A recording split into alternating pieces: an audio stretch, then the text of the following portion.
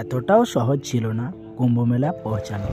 তাই চলো কোথা থেকে এলাম আর কিভাবে এলাম সমস্ত রকম আপনাদের সঙ্গে শেয়ার করি। ডেট হচ্ছে 12ই জানুয়ারি 2025। আসানসোল থেকে ট্রেন আমার রয়েছে পাটনা পর্যন্ত। আজকে যে ট্রেনে আমরা পাটনা যাব সেটা হচ্ছে 02023 হাওড়া পাটনা সুপারফাস্ট এক্সপ্রেস জনশতাব্দী। সেই ট্রেনে আমরা যাব পাটনা পর্যন্ত।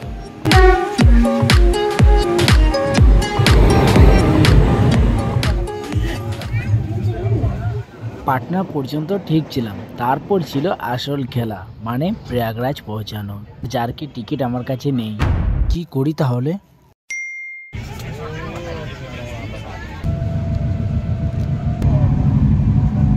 পাটনা স্টেশন থেকে 11:55-তে একটা ট্রেনে চেপে গেছি প্রয়াগরাজ যাওয়ার জন্য। মানে যখনই কোনো অকেশন এই সাইডে হয় তখন ট্রেনের একটু মহামারী কিন্তু হয়েই থাকে বলা যায়। চলুন দেখি কতক্ষণে পৌঁছাই, এবং চ্যানেল এখন রয়েছে, আমি চ্যানেলে মজা কেমন নিচ্ছি আর তোমাদের সঙ্গে শেয়ার করছি। আর আমি পাটনা থেকে যে ট্রেনে আমি প্রয়াগরাজ যাব সে ট্রেন হচ্ছে মুম্বাই LTT জনতা এক্সপ্রেস, যার টিকিট প্রাইস আমার পড়লো 130 টাকা।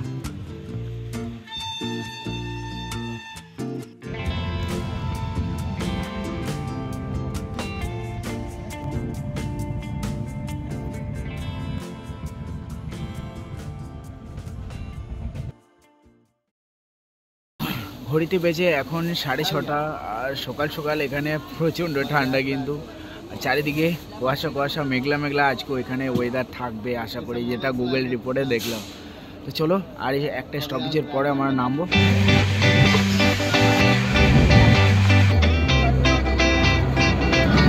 ট্রেনগুলো চলছে, লোকাল ট্রেনগুলো, এগুলো সব কুম্ভ স্পেশাল ট্রেন। দেখতে পাচ্ছেন এগুলো সব পোস্টার মারা আছে, এগুলো সব কুম্ভ স্পেশাল ট্রেন চলছে এই রুটটাই।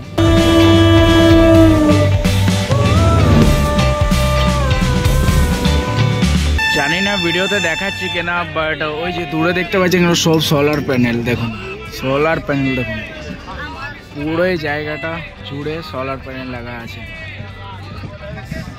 এগুলো সব সোলার প্যানেল দেখুন।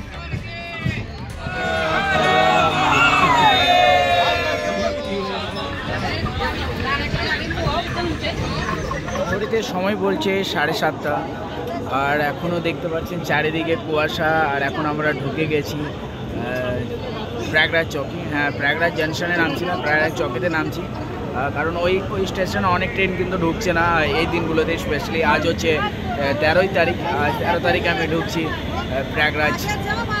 দেখতে পাচ্ছেন এই ট্রেনগুলো সব হচ্ছে কুম্ভ স্পেশাল ট্রেন। দেখতে পাচ্ছেন এগুলো সব পোস্টার লাগানো আছে, আর এই ট্রেনগুলো সব কুম্ভ স্পেশাল ডে হিসেবে চলছে। শুধু একটা নয়, আরও ট্রেন দেখুন রয়েছে, ওই সাইডে আগেও রয়েছে। এগুলো সব কুম্ভ স্পেশাল ট্রেন।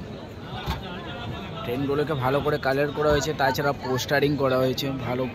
কুম্ভের যে পোস্টারগুলো লাগানো হয়েছে খুব সুন্দর লাগছে দেখতে। আর যদি জার্নির কথা বলি, তো রাত্রে জার্নি করেছি, মোটামুটি বলবো ভালোই, ঠিকভাবেই চলেছি। প্রথমে আসানসোল থেকে পাটনা এলাম, এবং পাটনা থেকে ফের চলে এলাম প্রয়াগরাজে।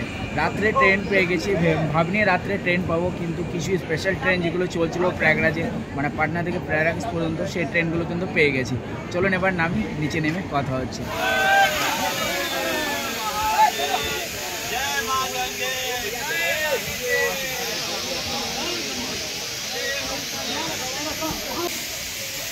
ফাইনালি নেমে গেলাম কুম্ভনগরী প্রয়াগরাজে। মানে রেলওয়ে স্টেশন এসে আভাস পেয়ে যাবে কুম্ভ মেলা। প্রচণ্ড পরিমাণে ভিড় রেলওয়ে স্টেশন। আপনারা যখন আসবেন রেলওয়ে স্টেশনে, আপনাদের বেরোতে কোনো অসুবিধা হবে না, বিকজ এখানে যে প্রশাসন রয়েছে তারা কিন্তু খুব ভালোভাবে হেল্প করছে, কোঅপারেট করছে পাবলিককে সঠিক সময়ে সঠিক জায়গায় পৌঁছানোর জন্য। তারা বলে দিচ্ছে যে আপনারা কোথায় যাবেন, কোথায় থেকে অটো পেয়ে যাবেন, কোথায় থেকে টোটো পেয়ে যাবেন, তাছাড়া আপনাদের এক্সিট কী হবে, আপনারা কোন দিকে যাবেন, সমস্ত রকম কিন্তু কোঅপারেট করছে প্রশাসন। সময়ের কথা বলি, তো আমার আসানসোল থেকে প্রয়াগরাজ পৌঁছাতে টাইম লেগে গেল প্রায় 17 ঘন্টা। 17 ঘন্টা পর আমি পৌঁছালাম এখন প্রয়াগরাজে। এখান দিয়ে এখন বলতো টোটো পেয়ে যাবে, বাট এই রাস্তাটা টোটালি ফাঁকা। এখন স্টেশনের বাইরে থেকে হাঁটছি, প্রায় 1 কিলোমিটার হাঁটা হয়ে গেল। চলো দেখি কত দূর আরও যাই। এখন আমরা স্টেশন থেকে বেরিয়ে রোডের সাইড এখন আমরা টোটো ধরে নিয়েছি। টোটোতে শেয়ারে আমাদের পড়লো 30 টাকা করে, আর এটা নিয়ে যাবে নতুন ঘাট পর্যন্ত, এবং ওইখান দিয়ে আমাদের সঙ্গম কিন্তু আমার মনে হয় পায়ে হেঁটে যেতে হবে, কারণ ততদূর পর্যন্ত গাড়ি অ্যালাউ করছে, টোটো অটো রিক্সা যা আছে ততদূর পর্যন্ত অ্যালাউ করছে, বাদ বাকিটা আপনাদেরকে পায়ে হেঁটেই কিন্তু যেতে হবে, তাছাড়া অপশন করা নেই। চলো ওখানে পৌঁছে তারপর কথা বলছি।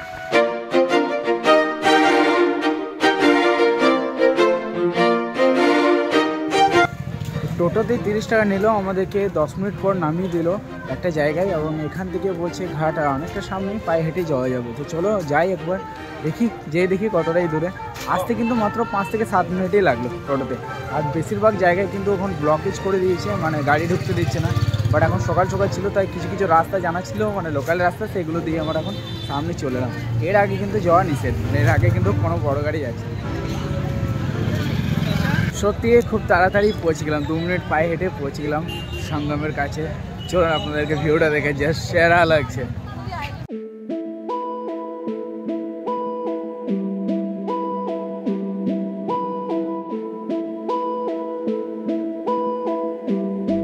এখানে সঙ্গম ঘাটে এসে পড়ে যা দেখতে পাচ্ছি, এখানে সবই রকম সমস্ত ফেসিলিটি কিন্তু রয়েছে, মানে টয়লেটস বেগেরা আপনারা এসে পড়ে ঘাটে যখন ঢুকবেন ওই সাইডে আপনারা টয়লেটস বেগেরা পেয়ে যাবেন। তাছাড়া এখানে ক্যামেরা, প্রতিটা জায়গায় কিন্তু ক্যামেরা লাগা আছে, তাছাড়া যা ড্রেসিং চেঞ্জের জন্য যে রুম মহিলাদের সেগুলো কিন্তু রয়েছে, মানে এখানে সুবিধা দুর্দান্ত, কোনো অসুবিধা নেই। একটা জিনিস, আপনারা অ্যাম্বুলেন্সে এরকম গাড়ি দেখেছেন, অ্যাম্বুলেন্স বোর্ড দেখেছেন? দেখুন এগুলো হচ্ছে অ্যাম্বুলেন্স বোর্ড, অ্যাম্বুলেন্স লেখা আছে, অ্যাম্বুলেন্স বোর্ড।